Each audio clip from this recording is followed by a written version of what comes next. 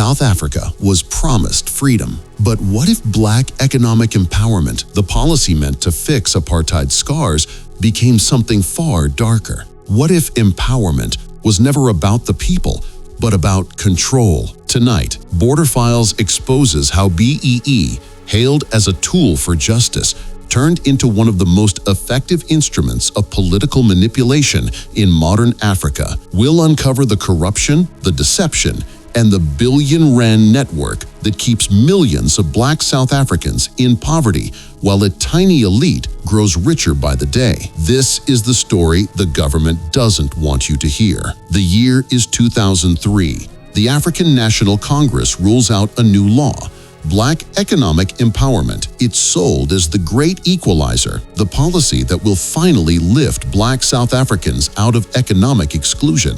But 2 decades later, the numbers paint a chilling picture. 12 million unemployed, 44 million living in poverty, and yet the billionaires born from empowerment drive Bentleys through Sandton. Renowned economist Dawie Roodt has a brutal assessment. We do not have black economic empowerment in South Africa. That claim is simply untrue. He says what few dare to say. Real empowerment doesn't happen when kids go to bed hungry, when 1 in 3 children suffer from malnutrition. Roodt argues you start empowerment with food, with water, with safety, with world-class education. But that's not what happened. Instead, a select few politically connected insiders were given shares in massive companies, not to build the economy, to build loyalty, to build silence. Behind the headlines, BEE became an unofficial currency of power. Corporations learned quickly to win state contracts, they needed politically approved partners. And soon, black empowerment was no longer about economic liberation. It was about political access. Moeletsi Mbeki, brother of former President Thabo Mbeki, didn't mince words. BEE does not create new wealth.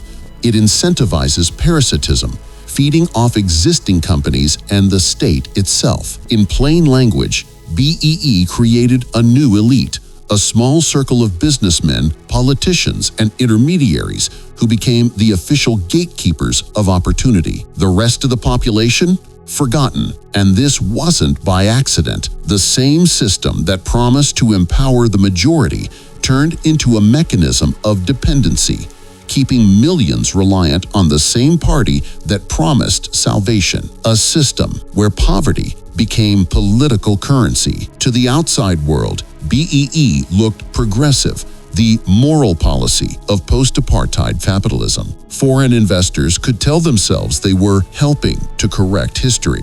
But on the inside, it became an international business of influence. Corporations bought protection through empowerment deals. Politicians sold legitimacy through corporate partnerships. And the people, the majority, remained trapped in a cycle of broken promises. This isn't empowerment.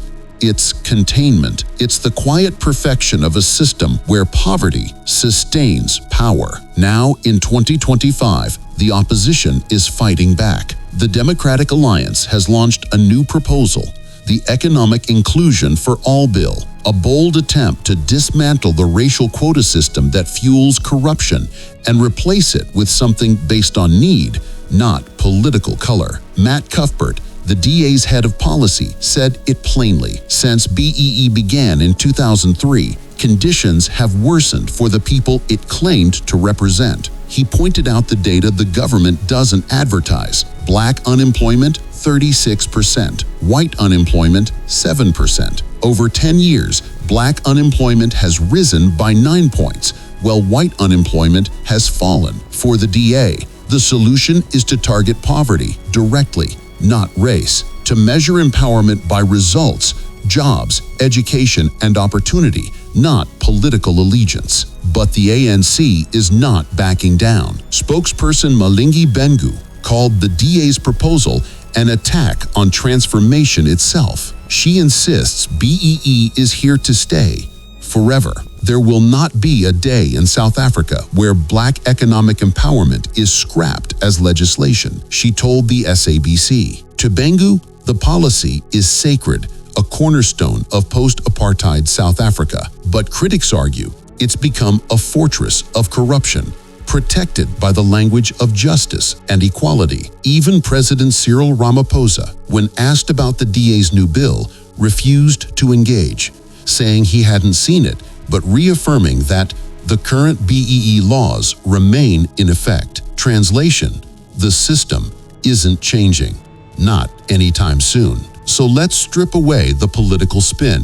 BEE has become the perfect paradox, a policy that claims to end inequality while entrenching it deeper than ever before, a tool of control disguised as compassion. Because in the new South Africa, poverty is power, and those who control poverty control the country. This isn't just a South African story. It's a model, a warning for developing nations worldwide. When empowerment becomes selective, it turns into a global template for managed inequality, wrapped in the language of justice. And that's why this story matters far beyond Johannesburg. So ask yourself, not as a question, but as a reality check.